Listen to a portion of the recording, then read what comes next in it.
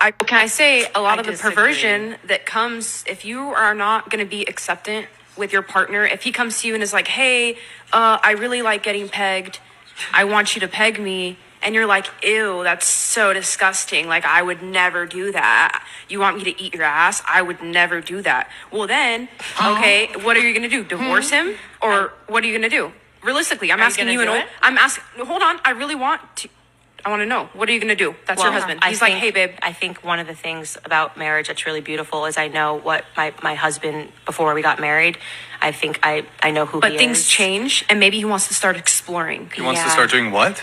So he wants to start exploring, and he's like, oh my gosh, maybe I do want you to like eat my ass, and I kind of want you to peg me. Like I kind of want anal penetration from you because you're my wife and you're so beautiful and hot. And we're married and we have kids together, and I'm feeling a little bit kinky, and with you, since we have this special marriage and bond, how would you feel if we could just try this out just this one time, babe, please? I think it would probably indicate to me that my husband was involved in some perverse world, whether it was through pornography, that something else was happening on the side, because these aren't normal things that people just think of when they wake up. So like, what's your hey, next I'd move? really like a strap-on dildo. Okay, right. Well, so what's your next move? What's the ultimatum? He's going to divorce me if I don't peg him? So what's your next move? Crazy. I would think that individual would probably need therapy and not the kind that you give.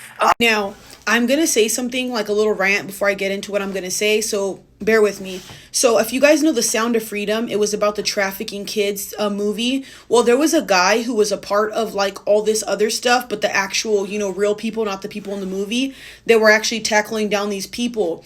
And a lot of the men were talking about why corn is bad for the mindset. And one of the things that they've realized that when men watch certain things in corn, and a lot of men can even agree to this, you will watch two women, then you'll watch, 3 people, then you start, watching other things. Now you're getting the BDSM, now you're watching crazy stuff, and now you're at the point where you're so desensitized that the 2 girls don't even get you off anymore. So now you're looking at worse and worse things. Now, where does that come from? Pornography. You don't just wake up and fucking know what this shit is. You know this stuff because you watch so much corn, or because you have watched corn, or because somebody put you on and now you start watching it. Let's be real here. So when women want to sit here and say, oh, well, what if he wants to explore this? Where did that come from? Most men watch that stuff, whether you guys want to talk about this or not. And there's men on these apps that have been, ex-pornography watchers. They don't anymore, and they used to be really bad into it, and they talk about what it does to your mindset. There's even studies showing that it causes more depression, anxiety, and more aggressive streaks in men. So it makes me laugh that the same women who talk about men and the type of men they're dealing with, they're only creating that type of man. If somebody has something wrong with them, and I'm not saying people who watch corn something wrong with them, because we've all done it at one point, but if you continue doing something that's bad for you, what do you think that's going to do? It's only going to make it worse, correct? So I don't understand why women think dangling boobies in your face, dangling OF in somebody's face is going to make it better. These women are creating more and more perverted men and complaining about the men they're creating, because they want to act out these, sick fantasies and all that. And look, I get it, y'all. Everybody's into different things. I'm not here to knock anybody for what they want to do. But if you look down the line and all the studies that have been proven and shown where this is coming from, it's all from corn. So to me, I think that at some point we need to look at the bigger picture here. And I don't think that we should be amplifying these type of things. Like, I understand Candace Owens's point and her being in like a really good relationship with her man, where she knows her partner well enough to know that he's not exploring these type of things. And for me, I'm the same way. I've never really been with a partner. I don't know anything and everything about them, especially about what gets them, going. It's my partner. You want to know those things. But I just think that there are certain things you shouldn't explore. Now, I'm not going to say this too much because, again, that's their whole business. But a lot of these women don't understand that they're only creating a whole type of men that they talk bad about. The same incel men they talk about are the same men they're creating and literally amplifying their perversions. So I don't understand why these women even have an opinion on these type of things when they're the ones creating this dynamic and making it worse. You can't be mad at the crackheads down the street if you over here talking about crack $20. It doesn't work like that. And that's what these women are doing. And I'm going to go off in a little tangent, but I don't think a lot of men understand this. Now, I get it. Men want women with low body counts. Men want women with little to no bodies. And I understand why. I'm not here to shame you, say you're insecure, none of that.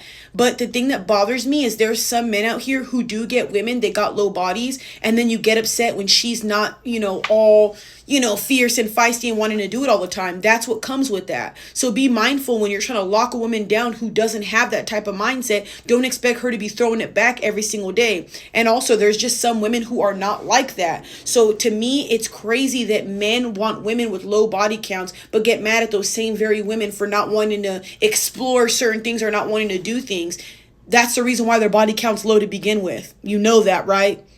Because they weren't out here doing these things, amplifying these type of perversions, figuring out certain things. Make sense? And a lot of people just aren't like that, which is okay. Some people like more vanilla stuff. But I'm only saying that because there's a lot of men out here who expect their woman to do all these things for them when they do get a woman with low body count. I'm going off in a tangent right now, but this all makes sense because I do understand both sides. I understand where men do have needs, men do want to explore certain things, but y'all want to get with these women who have one body and then get mad at them for not wanting to explore stuff.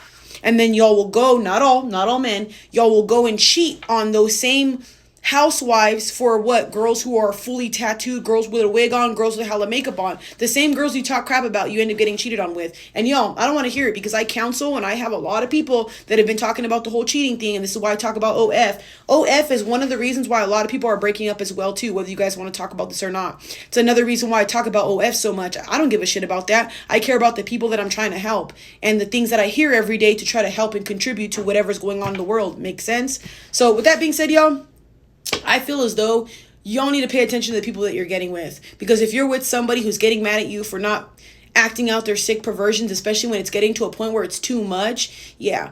And not to throw this out there, y'all, but even certain people, killers, serial killers, they had some weird perversions or whatever, and they even talked about it in documentaries of what happens when you explore those perversions. That's why I think over time you probably should cut it to an end, because if you keep doing that and doing it, you're going to get so desensitized that regular, actual, normal connection with your partner is going to mean nothing, because you want that off the ceiling type of crazy stuff.